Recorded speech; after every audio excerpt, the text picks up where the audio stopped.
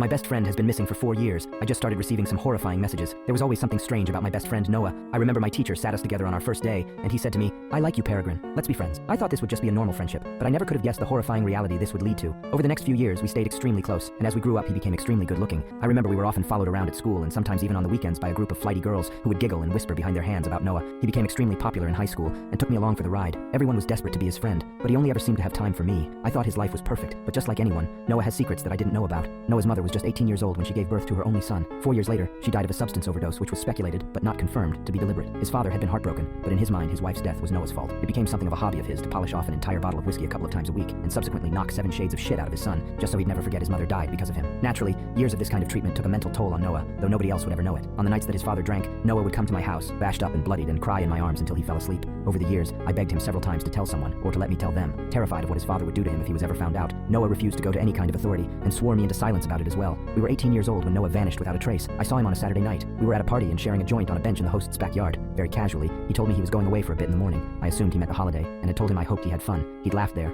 and then surprised me by kissing me full on the lips. "You've been such a good friend to me, Rin," he told me. "I really do love you, mate. I'm gonna miss you." Baffled, I told him I loved him too, that missing me was silly when we'd see each other again very soon. There, he'd just given me a sad smile, checked his phone, and told me he needed to go. Watching him leave that party was the last time I or anybody else saw him. He made it home, but his father, paralytic drunk, passed out on the couch and didn't hear or see his return. When he went to check on him in the morning, he found Noah's room unusually tidy. Most of his belongings were gone, and so was he. No note, no indication of where he'd gone or with whom, just gone. The police were contacted, of course, but they were entirely unhelpful, stating that they'd put out an announcement that we were looking for him. But ultimately, at 18, Noah was an adult, and he wasn't considered vulnerable. He was well within his rights to leave home and go wherever he damn well pleased without letting anybody know, and that was it. Noah had vanished. I'm 22 now. In the 4 years that have passed since Noah's disappearance, I've done an awful lot of healing. Immediately after he vanished, I called and texted him several times a day, left voicemails until his answering machine was full, sent message after message begging him to let me know he was okay. His phone was always switched on, but he never answered it. I took to trawling local news, searching for reports of missing people and later, corpses that had been found, and nothing. I made many assumptions as to what happened to him, but I never could have guessed the horrifying reality that I would soon find out. Eventually, I stopped trying. Panic turned to anger. Maybe the police were right. Maybe he had taken the fuck off and not let anybody know, and that was really shitty and unfair of him to do. I understood wanting to get out of his dad's place, wanting to lay low so his old man wouldn't find him, but where was the need in torturing me like this? One day, approximately 2.5 years after he vanished, I eventually decided that it was no longer worth putting myself through that kind of mental strain. If Noah wanted to ditch me, then frick him. Shows how much he really cares. I still miss him. Of course I do. When I'm alone in my flat at night, having a beer or a joint and watching one of our old favorite movies, I sometimes like to imagine that he's there beside me, cracking the same dumb jokes that he always used to. That is, until 2 weeks ago, when I started getting some weird text messages. The first came around midnight on the Saturday. It was from an unknown number and contained only the bird emoji, 4 times over. At first I was confused, but wrote it off as some wrong number message. Didn't seem at all malicious or too weird. An hour or so later, however, I got another message that made my blood run cold. "Come on, Tweety Bird, don't tell me you've forgotten our in-jokes already."